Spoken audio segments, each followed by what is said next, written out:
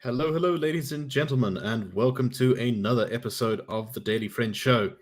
I am your host, Nicholas Lorimer, and today I'm joined by Mr. Hermann Pretorius, our agent in Pretoria. Hermann, how are you? I'm well, thanks. I have mastered Melkdat, and I'm working on Cook Sister. So the locals have not yet caught on to the fact that I'm a liberal, mostly just through culinary assimilation. So all good. It's the sting operation, pretty solid. Very good, very good. You got to keep up the good work, keep your cover. And of course, we have Mr. Terence Corrigan, the I don't know what, Sage of Randburg. I mean, Marius has the best title, which is Lion of Benoni, but I think Sage of Randburg could work. Well, we did promise the last time I was on that I'd report back as to whether I got to do my lemon and herb chicken, which I did, because we weren't struck down by the Prince of Darkness, otherwise known as Eskom. Although I must confess, I do think I put a bit too much lemon, so it was a little bit too bitter for my taste. We should report back next time. No, sorry, I thought the Prince of Darkness is Dalium Porf. Well, in an apocalyptic situation, it's probably a contested title. Okay, fair enough. Indeed. All right. So let us go on to, of course, the thing that I think is messing with most people's lives today, which is, of course, once again, load shedding. And last night, Mr. Pravin Gordhan, as well as Andre de Ruyter, the CEO of Eskom, gave a press conference in which they said something along the lines of, "No, guys, we're serious this time. The load shedding, it's going to stop." And there was almost an implication by Pravin Gordhan that maybe there were agents perhaps sabotaging Eskom from within. I mean, he didn't say that, but there was you could maybe interpret some of his conditions that, excuse me, I need to sneeze. And it went away. Anyway. Yeah, no, that's awful. It's awful. And then we also had the CEO, Andre de Ruyter, saying, "Guys, if Eskom doesn't perform, Eskom officials will lose cash. And this is a new thing we're bringing in to ensure performance." And you kind of think, wow, what an innovation. It's something the private sector does in almost every single sphere. What genius. It took many decades to come to this point, and here we finally are. Great innovation at Eskom. Anyway, Andre de Ruyter also explained that there had been some kind of previous system that they used for performance with a red card, green card, and yellow card system. And if you've got 10 yellow cards, you've got disciplined, and that each station manager is going to be expected to provide a certain amount of electricity, but they also mustn't skimp on maintenance. And one feels very much like they had to do this because this is just before an election. And there is one thing which really hurts the ANC's numbers in elections, and that is load shedding. So my question to you, Herman, is what do we make of this? Was there anything interesting that was said last night? Was it more of the same? And where do we go to from here? I mean, it wasn't quite more of the same. It was the ANC taking its criticism of the ANC to new levels of banality. I mean, we've spoken in the past about Nick. Are you speaking to us? Yes, I was unmuted. Sorry, I'm just not on form today. I want to contribute to that point specifically. The ANC released a statement attacking Eskom, saying this is unacceptable. We need answers as to why this is going on. We can't stand to have load shedding any longer. What are the reasons for this load shedding? It's truly special, and I think that it pushes us so far beyond the bounds of just ridicule, and that it's sort of pleasing. And for the first time in my life, I'm enjoying a slight inkling of pleasure from load shedding, because I know that it is damaging to the ANC. As you say, there's nothing quite as toxic to ANC tracking polling as load shedding, especially hours before polls open. So I think that's very good. But a real tragedy here is that I spoke to someone who was quite high up in Telcom for a while, about 10 years ago, and something interesting happened with Telcom's obligations to meet target. There were explicit targets that people or previously disadvantaged people, in ANC language, of course, black people, should receive access to a telephone line and should receive a telephone and so on. So the Telkom was under enormous pressure to erect expensive infrastructure in immensely rural areas that otherwise wouldn't be commercially viable or feasible. So what would happen then, and what happened to Telkom, is that the areas with commercial feasibility had to, as it were, subsidize the rollout of Telkom politically pressured services to areas not commercially feasible. And a similar thing has happened to Eskom, where you now have a situation where Eskom, through political pressure rather than any commercial sense, has been under pressure to roll out power to communities where it isn't viable, but worse than that, forced for years not to insist on municipalities and electricity payments to make those things actually functioning.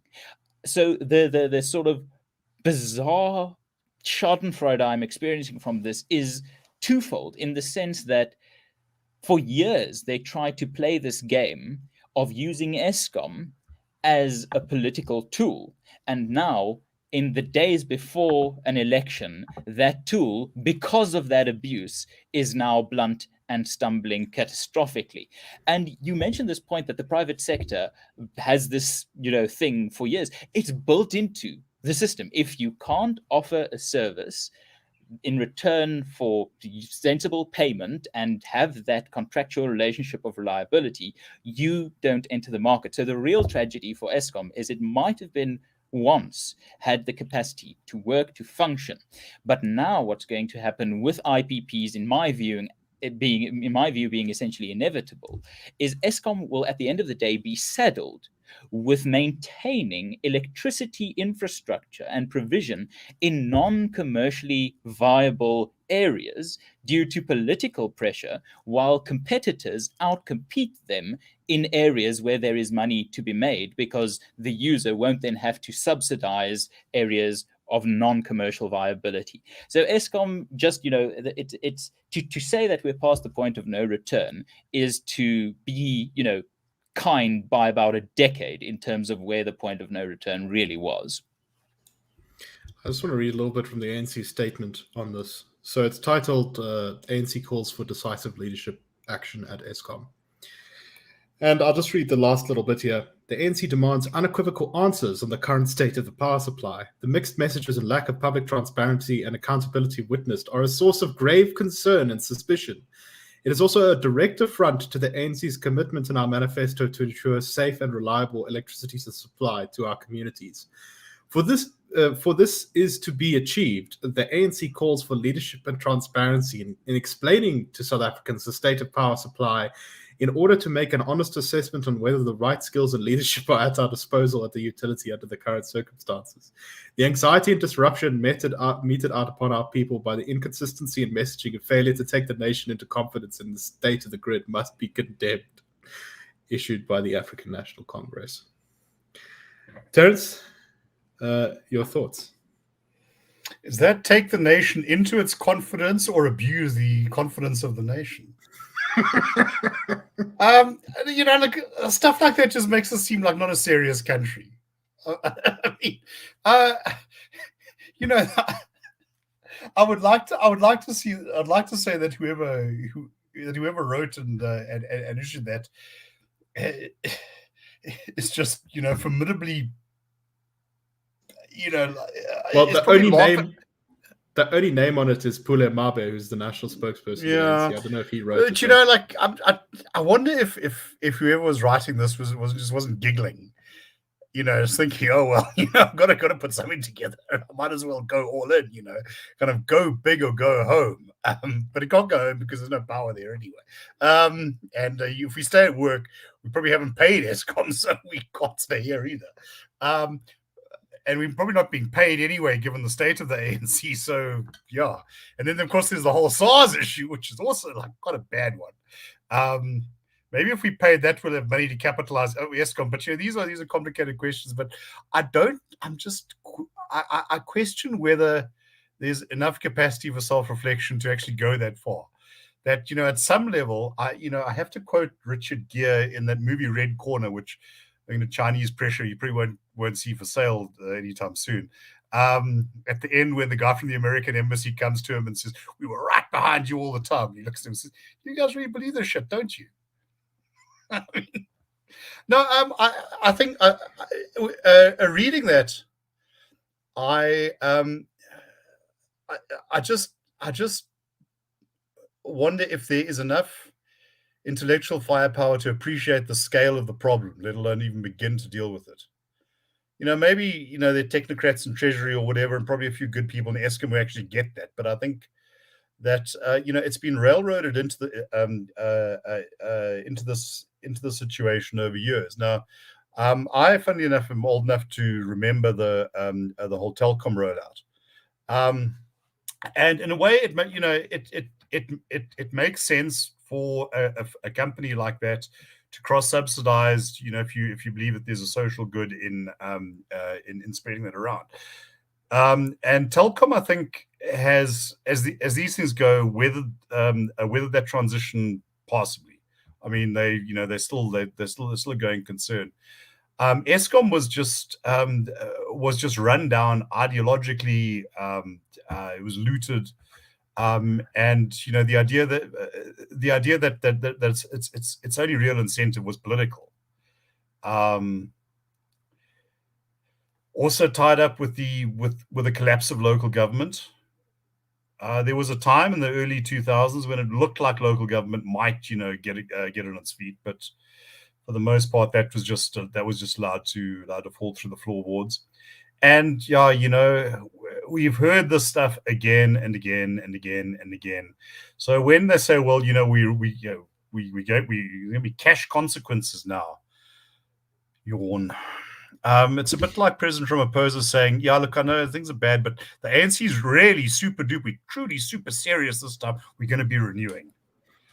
Yeah, I remember, I think it was Kgalema Motlanthe saying that in like 2007 or something. And they're still using the same vocabulary. No, it's... Yeah, there's an old Trevor Noah clip that was circulating where Trevor Noah says it's election time, the ANC says, go out there and vote for change. But you guys are the yeah. Don't vote for anyone else. But you must vote for us because then we'll change. The beauty of this all is, or the actual the sad bit of it is, the people are really suffering from this type of mismanagement. Isn't the white middle class or even the black middle class, because there's a significant chunk of this population, this demographic, that has budgeted and factored into its living expenses essentially the privatization or the individual privatization of power supply, just like we've done with security. You know, we don't trust the police. We haven't trusted the police for 15, 20 years. That's why we have ADT. And a generator is now probably like a swimming pool in South Africa. Like it's your announcement, your status symbol that you have now entered the stable cross-generational middle class demographic. And while it is damaging to businesses, immensely damaging to businesses and all, you know, the knock-on effects, the real people suffering from this are the poorest South Africans, who are mostly black. And then you have the goal of people like Cyril Ramaphosa to, at the same time, while his party is doing more damage to Eskom while trying to manage it than when official ANC policy during the struggle, as the good quote goes, was to actually bomb it into oblivion. The real problem also gets compounded by the fact that the ANC has now discovered some sort of green energy initiative nonsense where it is likely to crack down on the remaining sources of energy, making it more expensive, your other burning fuels, for your poor South Africans just to get something like chicken cooked. But hey, this is the same government that said because of COVID, cooked chicken can't be bought. So it really is a spectacular failing. Maybe they were just trying to get out ahead of the load shedding stuff there. Yes, exactly. No, we had load shedding during COVID. I mean, yes, it's part of lockdown. How? It's part of lockdown. It's really spectacular. But the thing is, I see someone in the comments asked, when are the adults going to take their country back? And that's a bloody good question. And I think part of what should happen there is we've outsourced politics in this country for a century. We have made it someone else's problem. It's almost a cultural expectation that, something has gone wrong. What's the government going to do about it? And I do think that if you care enough about these things, there should be a greater commitment. You should take the trouble of saying, right, in this ward election, or in the election in my ward, I'm going to organize. We all have WhatsApp groups, community WhatsApp groups these days. We all know who are the active people on those WhatsApp groups. Let's make a plan to organize a small little town hall meeting where the politicians standing for representative in this area can come to us on our terms, not some sort of rally on their terms, but we invite them to come and speak to some citizens of this area so that we can reverse this idea of them promising us stuff and rather us making demands of them. So when are the adults in the room going to take control of South Africa? Well, when I think we start giving enough of a shit to pitch up and to make politics, something we actually talk about, not in a tribal way, but in a genuine, this is a concern that we are all connected to way. And if you haven't tried to crash a government department server by sending a letter every day or an email every day demanding an answer to that or that, I don't think we've given the politicians enough help. I'm gonna disagree with you there. Don't use email. So many government email systems actually literally don't work. I know the Department of Mineral Resources, if you are applying for a mining license, I think their email hasn't worked for, I think it was a month at least. So good luck applying for a mining license if you try to email. Yeah. But it's, anyway, to conclude my rambling point, Nick, is the politicians in our country have been so subpar that the low expectations that their subpar performance has ingrained in the voting population gives the subpar politicians to get away with murder. And the best way, we're not going to boost the quality of our politicians if we don't boost the expectations of our voters to actually think, this person has to deliver some things. And unless we actually take command of that expectation game, I don't think things are going to change. Yeah, situation is suboptimal. Indeed. All right, let us move on to a follow-up to our story that we did. I think it was on Tuesday. Of course, on Tuesday we talked about how the Cricket SA board had ordered all players to take the knee in support of Black Lives Matter. And we argued, I think, quite convincingly, particularly from our colleague Gabriel Krause, as to why this was not a great move by the cricket board. But there was one player who notably stood out as not accepting this, and this was Quinton de Kock, who basically pulled out of the game to avoid having to take the knee against his will. Well, it's not 100% clear, but a statement has been released now by Quinton de Kock saying that he apologized to his teammates and cricket fans for causing a fuss about this. And he expressed himself, and he said that he was sorry for hurt, confusion, anger. He was sorry that for kind of making the issue about him, or at least having people think that the issue was about him. He wrote quite a, I don't know, it was a very unpolished, authentic statement on this. It wasn't him sort of saying, there hadn't been some press statement, press officer writing it for him. He very much just wrote what he felt. He said that since our chat with the board last night, which was very emotional, I think we all have a better understanding of the intentions as well. I wish this happened sooner because what happened on the match day could have been avoided. He said, I know I have to set an example. We were previously told we had a choice to do what we felt we wanted to do, and I chose to keep my thoughts to myself and the thought of the pride of playing for my family and my country. I didn't understand why I had to prove it with a gesture when I live and learn and love people from all walks of life every day. When you're told what to do with no discussion, I felt that takes away the meaning. If I was racist, I could easily have taken the knee and lied, which is wrong and doesn't build a better society. To those who have grown up with me and played with me, you know what type of person I am. He basically said, though, that if it helps, he will take a knee. And he said that the thing that really upset him was the fact that this change in policy was made with no discussion with the players. The board just made it entirely without talking to them at all. So, yeah, I mean, I do feel for the dude because, he didn't ask, I think, to be a symbol here of something, and he now kind of got caught up, and he had lots of personal attacks on him from many, many people in the opinion pages and the media in general. Terence, what do you make of this?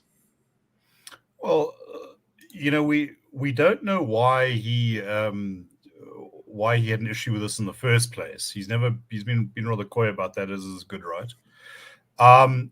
What the board is asking very clearly is for them to make a political statement. It's very disingenuous to say, well, it's it's an anti-racist message or whatever. Well, anti-racism itself is an ideological position. But this is very much associated with the Black Lives Matter movement, which is not, although there's also been an attempt to sort of say, well, Black Lives Matter lowercase is different from Black Lives Matter Foundation, PTY, whatever. I don't think that really holds much water. I think that, what this is saying is that you endorse a particular narrative, a particular type of analysis of the situation. And I'm sure that the Board of Cricket South Africa has an affinity for that. I don't think that they have any business telling any individual that they must agree with it. Your take on politics and social views, particularly if you're keeping them to yourself. If he was running around and screaming from the rooftops or something, that might be a different issue. But he's been very restrained. He says he has his reasons, and I think that should be enough. I don't, for instance, imagine that the Board of Cricket South Africa would be at all sympathetic to a player who wanted to, let's say, do some sort of gesture in solidarity with the Tibetans, Uyghurs, Hong Kongers, and Taiwanese. I think that you would find a great deal of pushback from cricket officialdom. And as I say, the Black Lives Matter is not some sort of generic statement about love and brotherhood. It is a particular ideological positioning. As for Quinton de Kock, he must follow his own course here. No one knows what's on the inside of his head. If you feel it could be as simple as he doesn't want to give up his career, which is fine, and maybe this is a compromise he's not willing to make. Maybe he has rethought the issue.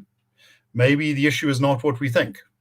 And if you read that statement carefully, it's not 100% clear that this has been resolved. So this may be a kind of shot across the bow. Yes, under certain conditions, I might consider it. Let's talk. We don't know. Yeah. We have to wait till Saturday. Indeed, we will see. Hermann, rather briefly, your thoughts on this? Yeah, I sort of want to bring up the old South African flag issue. There's a behavior.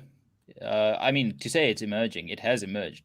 Of this tabooization of certain expressions, and as de Kock says in that statement, that he could have faked it, and he can still fake it, and anyone can fake it, and it's sort of, we talk about healing a lot, And if you apply it sensibly, a symptom is a very good thing, even if it is a bad symptom.